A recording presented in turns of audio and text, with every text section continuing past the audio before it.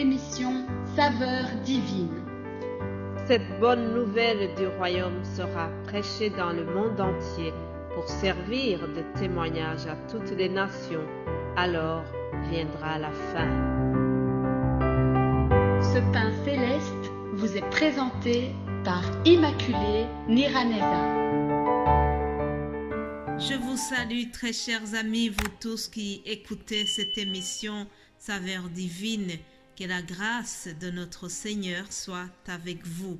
Quelle joie de commencer une autre semaine. Quelle joie de voir la bonté de Dieu qui s'est manifestée à nous, chers amis. J'espère que vous avez vu aussi la bienveillance de notre Seigneur. Apocalypse 21, je vous lis les paroles de la vision que l'apôtre Jean a reçue. Il était sur l'île de Patmos, alors il a reçu des visions. Il les a mis dans le livre de l'Apocalypse. Lisons quelques versets de ce chapitre 21. Puis je vois un nouveau ciel et une nouvelle terre, car le premier ciel et la première terre avaient disparu et la mer n'était plus. Et je vis descendre du ciel, de près de Dieu, la ville sainte, la nouvelle Jérusalem, préparée comme une épouse qui s'est parée pour son époux. J'entendis du trône une forte voix qui disait: Voici le tabernacle de Dieu avec les hommes. Il habitera avec eux, ils seront son peuple et Dieu lui-même sera avec eux. Alors écoutez le 4e verset.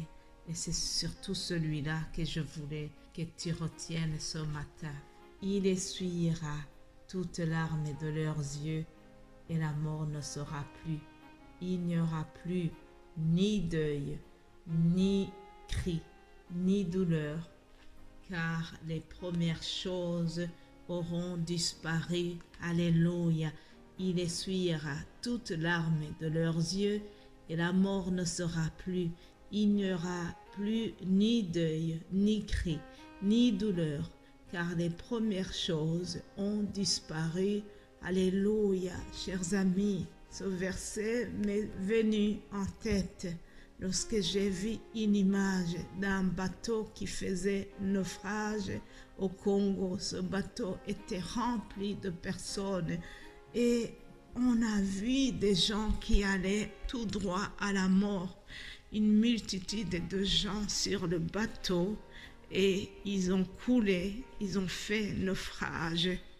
On entendait des cris des personnes qui criaient en assistant à ce spectacle horrible. Il y a eu des cris, il y a eu des larmes, il y a eu beaucoup de douleur car à l'instant même, beaucoup de familles tombées dans le deuil. Ça, c'est un exemple que j'ai vu de mes yeux.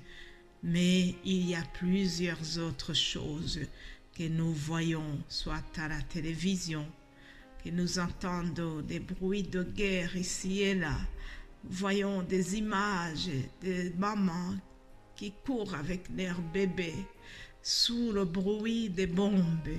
Vous allez me dire que je commence une semaine avec un ton pessimiste. Cependant, c'est la réalité, chers amis. Il y a autour de nous beaucoup de choses tristes parce que nous sommes dans les derniers jours. Jésus a prévu tout cela. Il a dit qu'il y aura des temps difficiles. L'apôtre Paul prévient Timothée en lui disant « Fais attention ». Car dans les derniers jours, il y aura des temps difficiles. Alors, parmi les signes de ces derniers jours, il y a tout ce que je viens de vous dire, chers amis. Cependant, 2 raisons de rester accrochés à Dieu. Parce que nous savons que, après tout cela, après toutes ces souffrances terrestres, il y a la joie qui nous attend. Il y a un autre monde.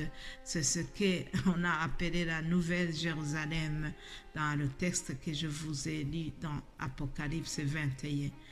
Il y aura une nouvelle vie, chers amis. Alors aussi, ce 4e verset nous apprend que Jésus essuyera toute larme de nos yeux. Toi qui pleures pour avoir perdu un être cher, sache que Jésus voit tes larmes. Jésus connaît ta souffrance. Dieu ne t'a pas abandonné. Dieu est souverain. Parfois, il reprend nos êtres chers parce que c'est lui le propriétaire de notre vie. Il la donne et il la reprend quand il veut. On ne peut pas lui demander ce qu'il fait.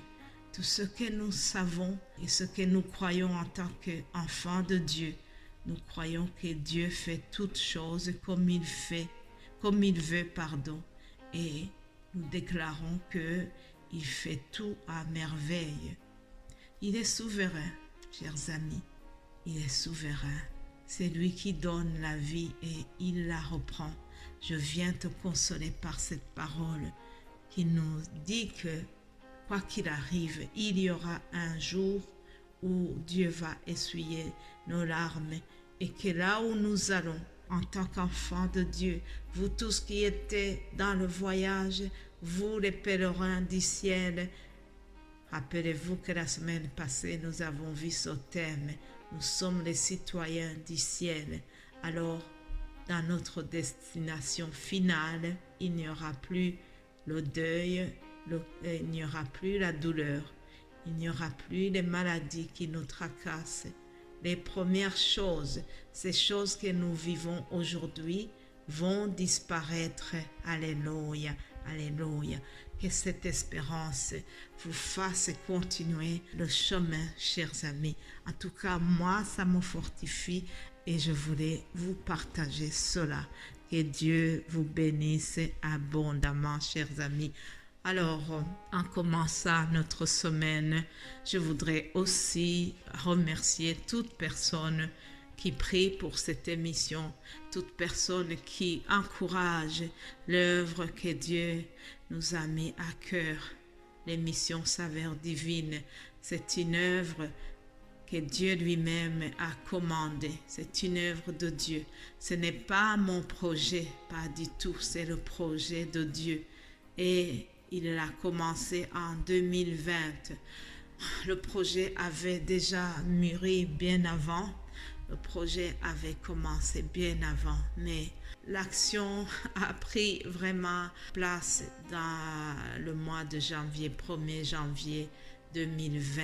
Je bénis Dieu qui a préservé cette émission. Voilà, bientôt 5 ans. Dans 3 mois, il y aura déjà 5 ans que cette émission Saveur Divine existe. Et je bénis Dieu pour tout ce qui se fait dedans.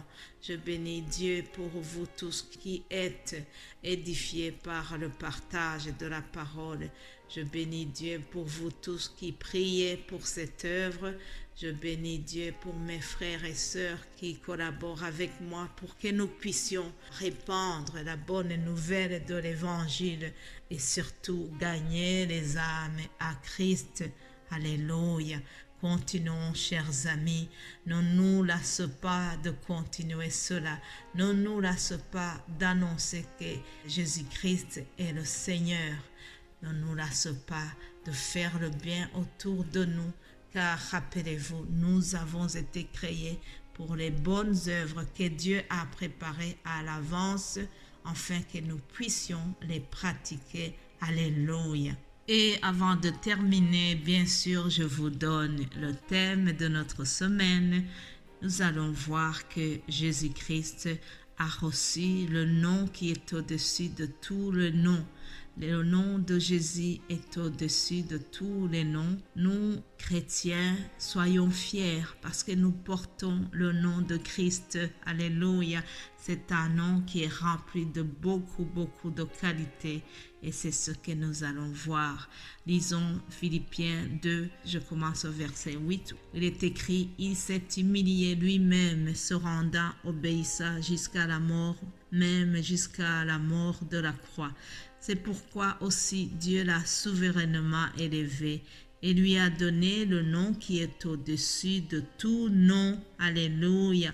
Jésus-Christ a reçu le nom qui est au-dessus de tous les noms Voilà ce que je vais vous partager à partir de demain.